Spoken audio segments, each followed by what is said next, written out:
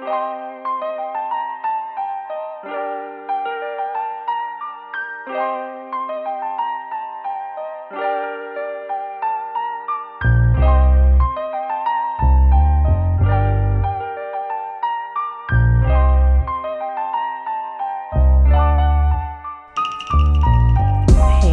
beautiful earbud coven.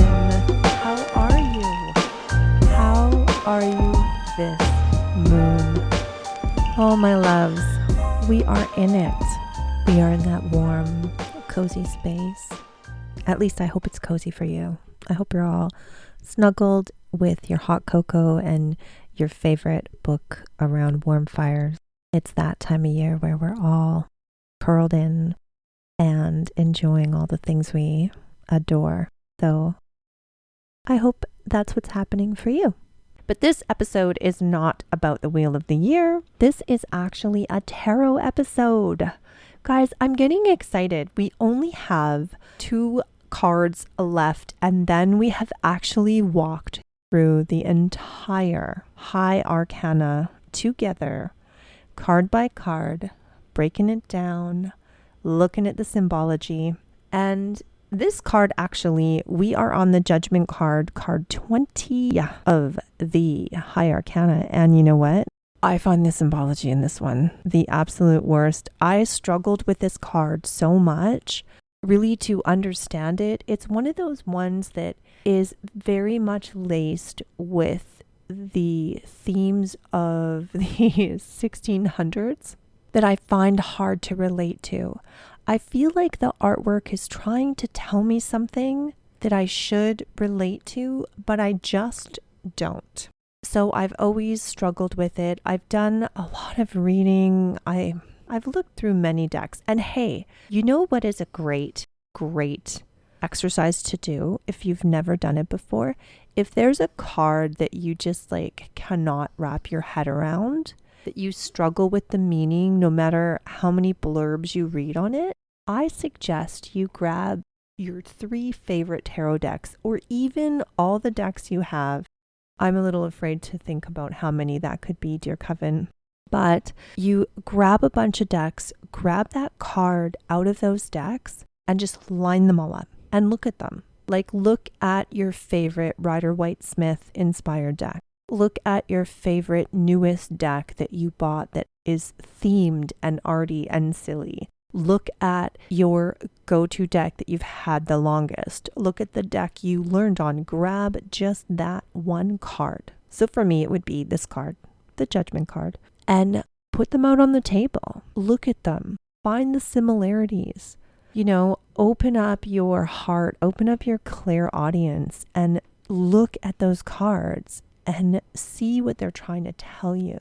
See what the theme is. It's actually a really awesome practice to do generally. It's something that I know I've done myself many times. There's lots of times that I dive deep into my decks. I mean, I've been doing this a long time, you know.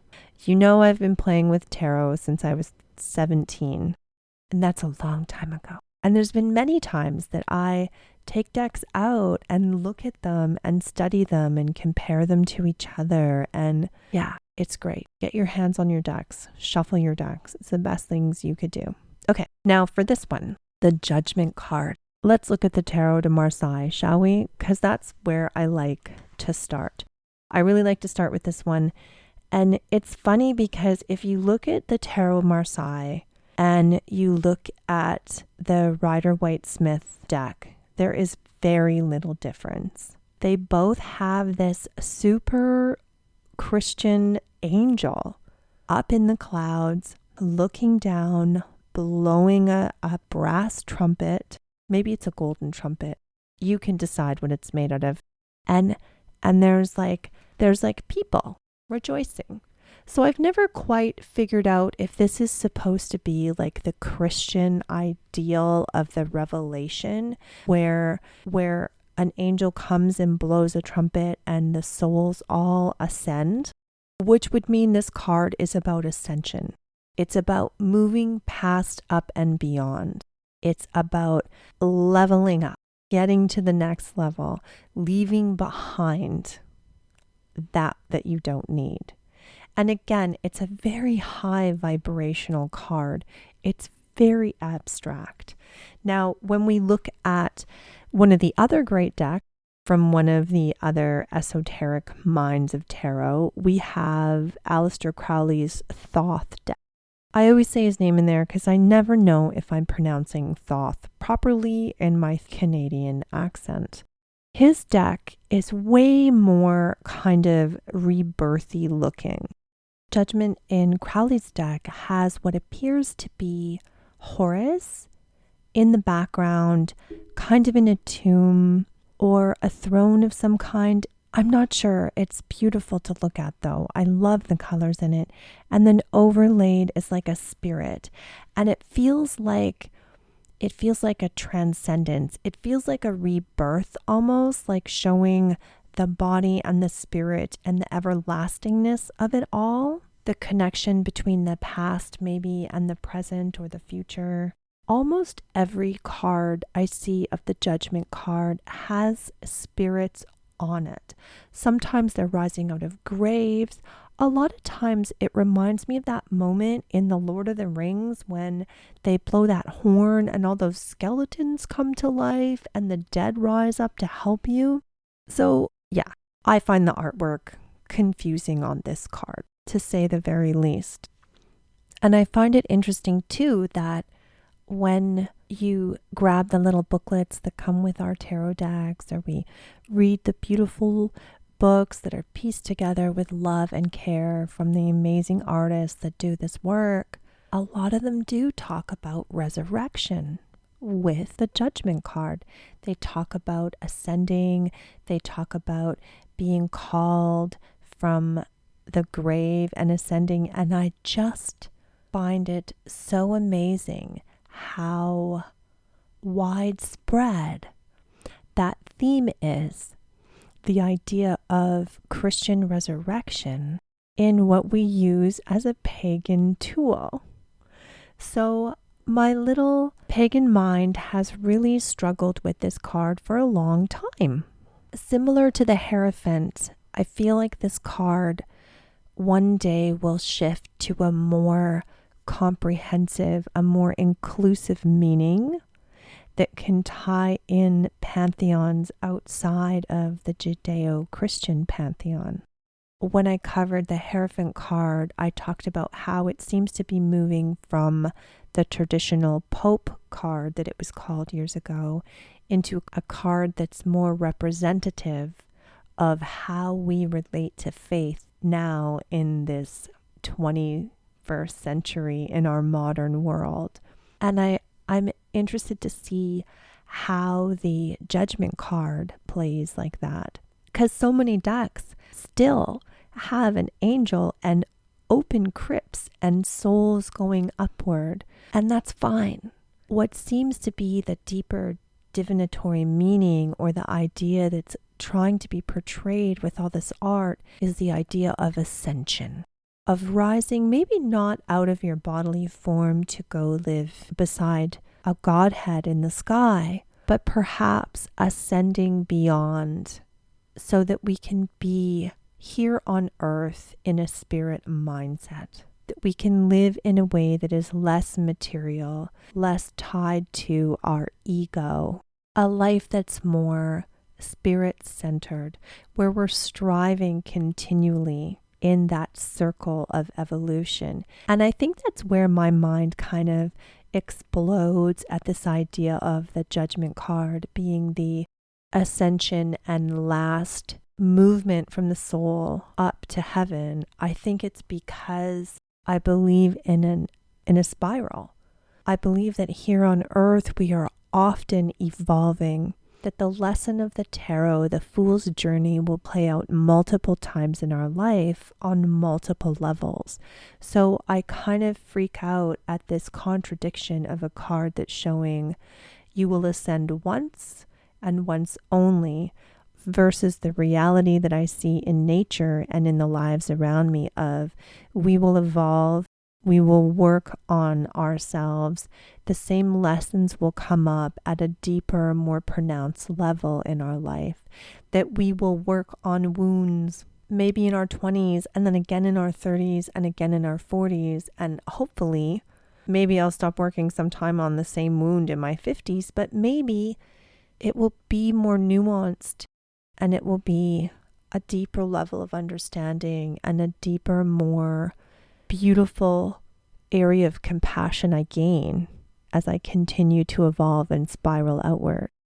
So I feel like the art in this card limits what it's trying to tell us. So I'm going to challenge you when you're reading to try to feel deeper into this card than just the idea of a judgment day. And I think actually when I say that judgment day, I think one of the things my little brain also bucks at is the idea of being judged, because the gods of my understanding, the deities I work with, are not sitting in judgment and calling me bad or good, calling me forward or leaving me behind. They're working with me. They're evolving with me. They're teaching me compassionately every step of the way. So this idea of being judged and deemed worthy enough to ascend or evolve really seems so strange. So many times to me, I look at the tarot deck and I see how our humanity is reflected. In the Chariot, our humanity is reflected. The fact that we go out of balance and need to learn how to balance our desires. In the Lover's card, as we try to make choices, as we try to discern, as we try to deepen that connection between our head and our heart, and to choose wisely. These are things that all of humanity struggles with. In the Hangman card, we have the idea of having to let go, look at things from a different perspective, pause, and stop forcing things and being open to learn what is before us. There's so many ways that humanity is reflected, and I don't see that in this card. It feels stagnant to me. This is going to turn into a rant of why Jodianne does not like the art on the Judgment card. I feel like that's what this episode is going to turn into. And I want to give you something practical. I want to break it down in a way that you can then apply it to your reading. So let me have a sip of my tea and pause this for 1 second and come back regrouped. I took some deep breaths. I had some tea. Now I'm going to tell you how you can read this for your client. When you have someone sitting across the table from you and the Judgment card comes up, know that they are completing a cycle. There's something going on that they are coming to a close with. There's a chapter closing, a big project, a big something. And sometimes it's not like in their work life, it's often more of a overarching life thing. They have come to the point where they are moving beyond. They are opening a new chapter. So it is that ascension piece. Because in order to get to this spot, you have already done the shedding. You have already done the gruelingness. You have already come through a tower moment, a star moment, or you've gone through the lessons of the Temperance card. And baby, if this doesn't make sense to you, you got to go back in the archive and listen to the rest of the episodes on the tarot, because I really do approach this as moving from the Fool through to the world as a fool's journey. That's how I look at the high arcana. So to get to this Judgment card where you are having this artwork of a soul lifting out of the body and moving forward, you have done the work. We are leveling up on multiple layers. The other piece is that angel. That's the representation of divine help. So when this card comes forward, know that it's a spirit call. It's the guides coming down and saying, it's time to move forward. You can do it. They're coaxing you to the next level. So in your client's actual life, they can look for signs. Sometimes they've missed the signs that they've been called forward. Sometimes they've missed the signs from spirit that are calling to them, that trumpeting. Sometimes it's not clear to them in their life where that's happening. So this card comes down in their reading and says like, hello, love, you've done it. You made it. Come on forward. You are chosen. You are picked. This is your time. Step forward. And there's such a rejoicefulness about this card. It's not about leaving behind. It's only about the movement forward. So, what happens when this card comes up and it's clearly a spread of chaos and upheaval? And like maybe there is a Tower card in there, and maybe there is a Devil card in there, and you know that your client is self-sabotaging through a very difficult time. Then this card comes as the cry of their guides saying they will help them. Does that make sense to you? So like if your client's in a phase where they haven't done the work or they're avoiding the work, then the part of this card that is speaking is the angel with the trumpet, the calling up, not so much the ascension. And sometimes it's asking your client to call to spirit for help, to petition those that will actually help them instead of petitioning things that won't help them. Does that make sense?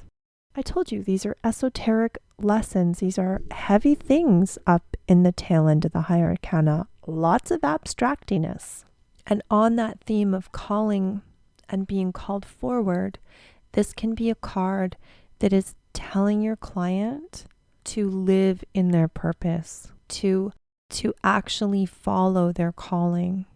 And as a reader, you don't even need to know what that calling is. When you say to your client to listen to their call forward, to listen because they are being called to their purpose, every time I've told someone that, or some version of that, they know exactly what I'm talking about. Sometimes spirit doesn't tell us everything. The messages we get are enough so that our client puts things together and is able to go forward. And when you're dealing with the energy of the Judgment card, they'll know what you're talking about. They totally will. Now, I did touch on how I think this card will evolve as our collective conscience evolves. This idea of leveling up, of living in your calling, of living in connection with spirit, this idea of evolutionary transcendence. And one of the decks I think that shows this really well is the Book of Shadows Tarot. I think this tarot book, it's a great teaching tool. It's a dual deck, and the as above, so below concept is really cool. So they look at really Wiccan, really pagan ideas in the as above deck, and in the so below deck, they look at really mundane kind of day-to-day life thing.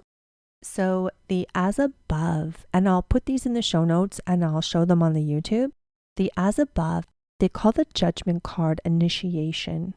So it really is about stepping forward, stepping into your path. It has that spirit connection in it. It shows two beings in the sky, the divine masculine and the divine feminine. So it has that angelic form, but it's seen through the lens of a more inclusive spiritual path of connecting, of following the calling that has come to you. On the so below, they have someone at an ancestral shrine, it looks like. It could be, maybe it's a graveyard. I like the idea of ancestral shrine. So anyway, they're there, they have offerings, they're lighting incense, and it's kind of like a connection to the ancestors and like seeking wisdom. So I like that idea as well, that very mundane reaching up and asking for help so that you can move in a spiritual direction. I'm interested to see in the next 5 to 10 years as the next batch of independent tarot readers and tarot makers put out decks, how they're going to do the Judgment card, because it is shifting. In the This Might Hurt tarot, what Isabella Rothman has is a Inubus weighing a heart and a feather at the end of life. And so it has that idea of judgment, of looking at your own actions. And it takes that whole Christian ideal of Judgment Day and of resurrection out of it. You still have the death element, but it looks at judgment from a totally different perspective. And when I read that card, it really feels like it's asking you to look at your own morals and look at your own compass and to weigh your action. It doesn't feel like you're being judged by, even though it has Anubis standing there. And even though the Egyptian idea is that if your heart weighs more than a feather, you do not get to go forward and you do not get to actually have an afterlife. Like your soul gets eaten by an alligator. So it's interesting because it doesn't feel quote unquote judgy. It feels like it's asking you to step into a way of living that is more spiritual. It's asking you to check yourself, to check your morals, to check your intentions, and to live a life of intentionality.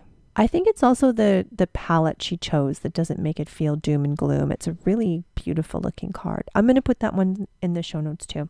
So as we think about the Judgment card and what it means and what it can mean to your client, what it used to mean and what it's growing into, I think it's an exciting time for this card that I struggle with and have so much angst about. I'm interested in how you feel about the Judgment card. I'm interested in what your favorite depiction is of it.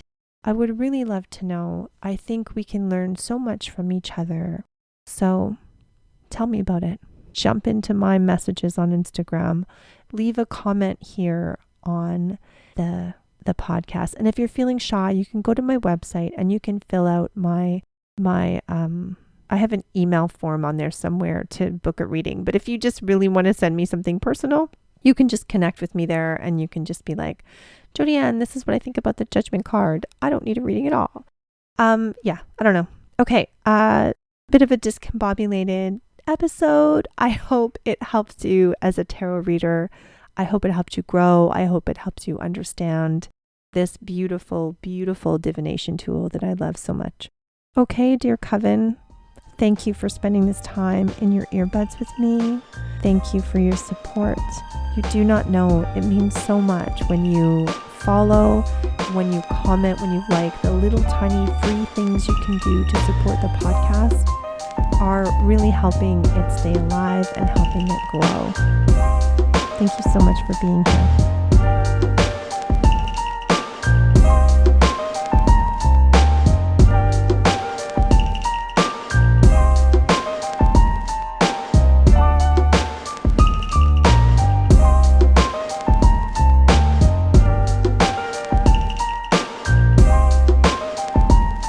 It just is.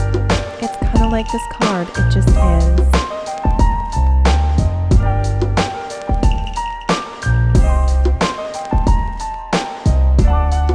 Oh, I just went down a total rabbit hole into a card that's more representative